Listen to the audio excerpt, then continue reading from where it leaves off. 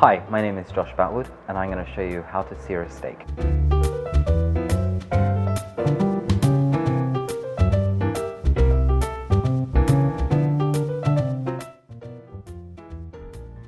First step is to choose the steak correctly. You want to ensure that you've got some great intramuscle fat. This will be fantastic for flavor as well as texture.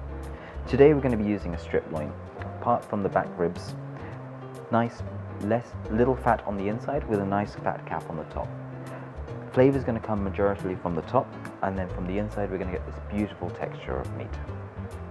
To start, you want to have your steak at room temperature. You don't want to start with something that's cold. We're going to season it quite heavily with salt, going from one end to the next, just in a continuous motion as if it's snowing. Once the steak is covered on one side, we can do the pepper. Again, the same manner, you want to go from one side to the next. It may look like I'm over seasoning the steak, but once this touches the pan, a lot of that sodium goes out into the pan, so we're going to lose a lot of the flavor on the meat. Same on the other side, salt from one end to the next. And also pepper to follow.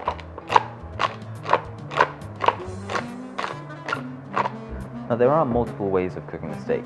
You can grill it, you can put it in the oven, you can roast it, or you can just simply braise it.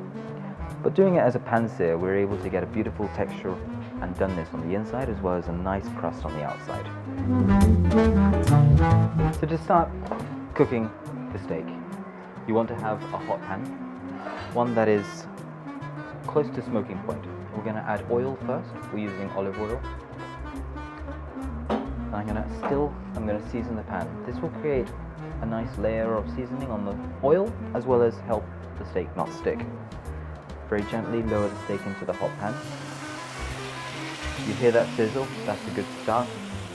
And we're going to cook it for about a minute on one side and then flip, and then continuously flip after that as well. Move it around in the pan just to ensure that it doesn't stick. And this will improve the crust on the outside by distributing the heat around the pan so that we get a good even cooking. And try and use a heavy base pan. This will withhold more heat and have much better outcome towards the end. So once we've seared one side, we're going to gently flip and sear the other.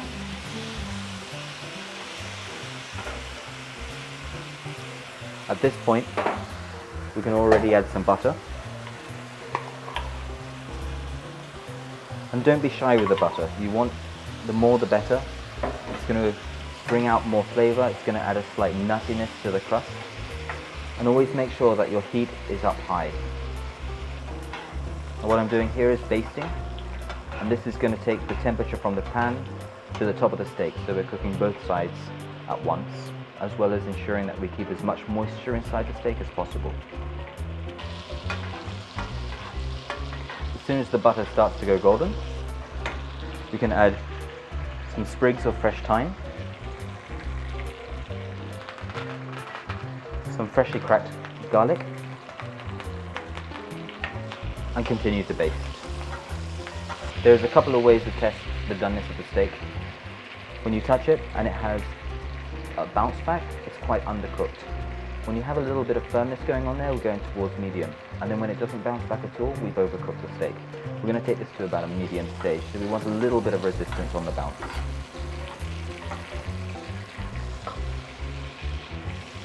One aspect crucial to cooking a perfect steak is to allow the steak to rest after cooking. One way of calculating that is to let it rest the same amount of time as what you've taken to cook it. So for us, this is about 5 to 7 minutes we're going to let this rest. We're going to add the garlic and the little bit of the butter that we've been cooking on top of the steak.